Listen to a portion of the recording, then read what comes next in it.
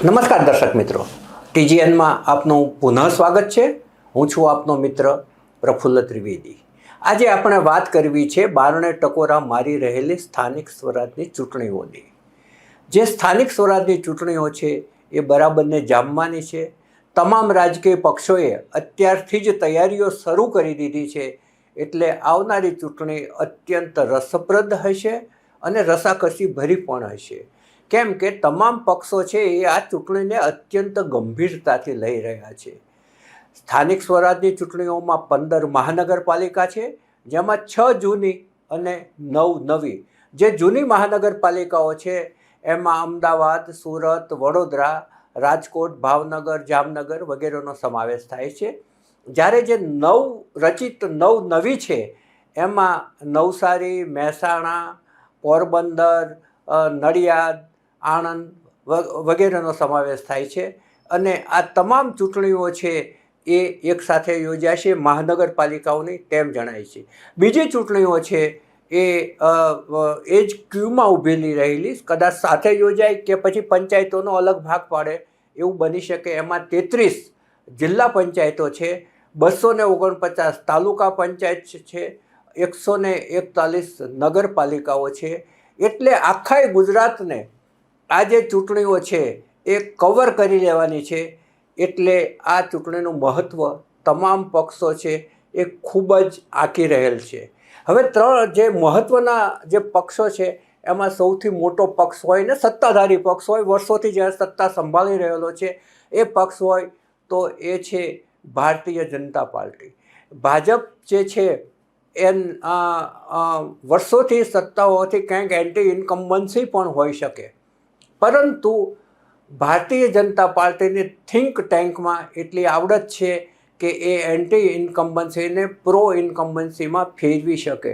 તમે જુઓ કે હમણાં માનનીય વડાપ્રધાન શ્રી નરેન્દ્ર મોદી અને ગૃહમંત્રી અમિતભાઈ શાહ કેટલી વખત ગુજરાત આવી ગયા અને કેટલા પ્રકલ્પોનું લોકાર્પણ કર્યું, કેટલા કરોડના વિકાસ કામોની લોકોને ભેટ ધરી. એટલે આ જે પક્ષ છે એ સતત સક્રિય રહેતો પક્ષ છે, 24/7 ચૂંટણીના મોડ પર રહેતો પક્ષ છે. તમે જુઓ કે નિકોલની અંદર જ્યારે વડાપ્રધાનશ્રીએ રોડ શો યોજ્યો ત્યારથી જ એમણે ચૂંટણીના પ્રચારના શ્રી ગણેશ કરી દીધા છે. ત્યારબાદ એ ભાવનગર પણ આવી ગયા, દક્ષિણની અંદર આદિવાસી વિસ્તારોમાં પણ આવી ગયા અને છેલ્લે સોમનાથની અંદર આખો એક મોટો કાર્યક્રમ યોજી અને આખું સૌરાષ્ટ્ર અને કચ્છ છે એ લગભગ કવર કરી લીધું. ત્યારબાદ રાજકોટની અંદર એમણે વાઇબ્રન્ટમાં હાજરી આપી અને હવે આ મહિનાના અંતમાં કચ્છની અંદર આવી રહ્યા છે. એટલે લગભગ તમામ વિસ્તારોમાં વડાપ્રધાનશ્રીનો રાઉન્ડ પૂરો થાય છે. 3 દિવસ પહેલાં ગુજરાતની અંદર 3 દિવસના પ્રવાસે ભારતીય જનતા પાર્ટીના રાષ્ટ્રીય પ્રમુખ નીતિન નબીન આવી ગયા. તેમણે પ્રદેશ પ્રમુખથી લઈ અને બૂથના પ્રમુખ સુધી તમામ સાથે મિટિંગો કરી, ધારાસભ્યો સાથે મિટિંગ કરી, સંસદ સભ્યો સાથે મિટિંગ કરી, તમારા મોરચા છે એના પ્રમુખો સાથે મિટિંગ કરી અને એ જે આવી ગયા છે એ આમ તો એમની પહેલી મુલાકાત છે પ્રમુખ બન્યા પછીની, પરંતુ એ પણ આપણે કહી જ શકીએ કે ચૂંટણીના સંદર્ભમાં જ હતી. બીજી તરફ આ જ ગાળામાં કેજરીવાલ અને પંજાબના આમ આદમી પાર્ટીના મુખ્યમંત્રી ભગવંત માન પણ અમદાવાદમાં આવી ગયા અને એમને પણ ચૂંટણીલક્ષી જ હશે એવું ચોક્કસ આપણે માની શકીએ.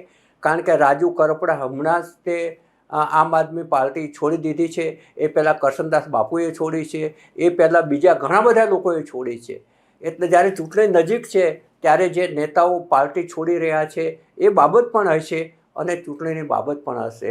ત્રીજી તરફ કોંગ્રેસની વાત કરીએ તો કોંગ્રેસના તમામ નેતાઓને રાહુલ ગાંધી અને મલ્લિકાર્જુન ખડગેએ દિલ્હી બોલાવ્યા હતા અને એમને ચોક્કસ પ્રકારની સૂચનાઓ પણ આપી હતી અને જે આવી રહેલી ચૂંટણી છે એની તૈયારીઓની પૃચ્છા પણ કરી હતી.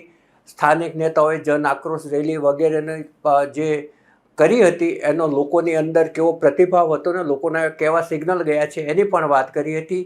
એઆઈસીસીના જે નેતાઓ છે એની નજર પણ અમદાવાદ ઉપર છે.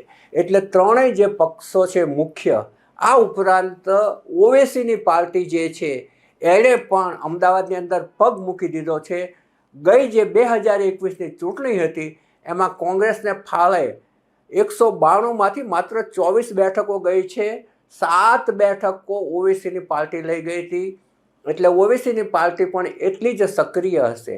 એટલે ભારતીય જનતા પાર્ટી સિવાયની જેટલી પાર્ટીઓ સક્રિય હશે એટલો લાભ ચોક્કસપણે ભારતીય જનતા પાર્ટીને મળવાનો છે.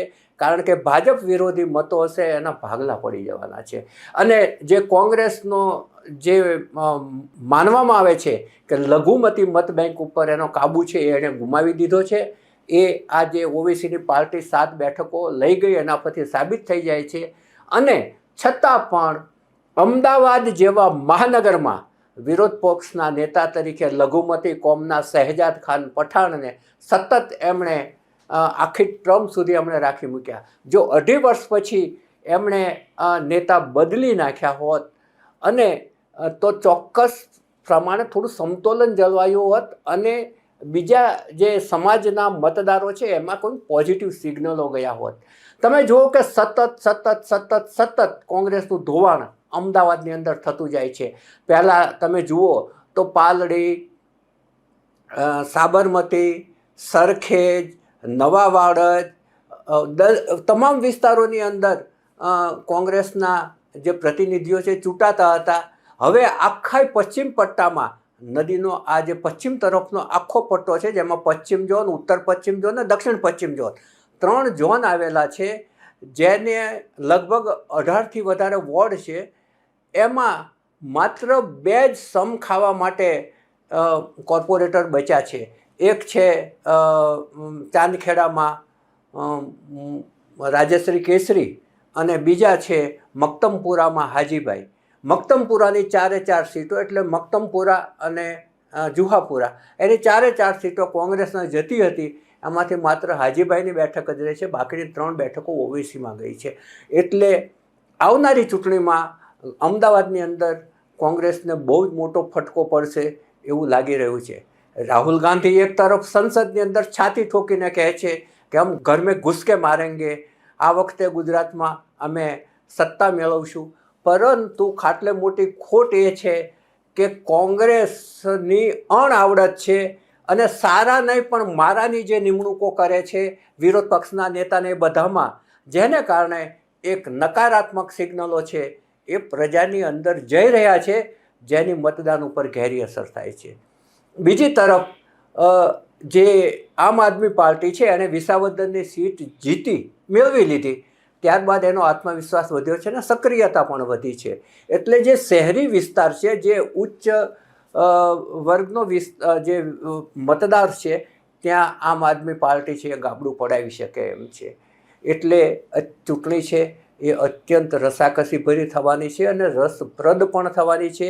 એ હું એટલા માટે કહી રહ્યો છું કારણ કે તમે જુઓ કે ક્યારની જે તૈયારીઓ છે, ભારતીય જનતા પાર્ટી તો ક્યારની તૈયારીઓ કરી દીધી છે. જ્યારે કોંગ્રેસમાં હવે છેક સુધી ઉમેદવારો જાહેર કરવાના છે ત્યાં સુધી ખેંચતાણો ચાલવાની છે અને એ ખેંચતાણ છે એની પાર્ટીને નુકસાન કરવાનું છે. આમ આદમી પાર્ટીમાં અત્યારથી નેતાઓ તૂટી રહ્યા છે. ઓવેસીની પાર્ટીએ પગ મૂકી દીધો છે. હવે તમે જુઓ કે આ બધાની વચ્ચે ચૂંટણી છે એ ખૂબ જ ખેંચતાણભરી બનવાની છે. હવે જે મહાનગરો છે એની અંદર ભારતીય જનતા પાર્ટી છે પ્રસ્થાપિત થઈ ગયેલી છે. તમામ જે મહાનગરપાલિકાઓ છે એમાં અત્યારે તો ભારતીય જનતા પાર્ટીનું શાસન છે.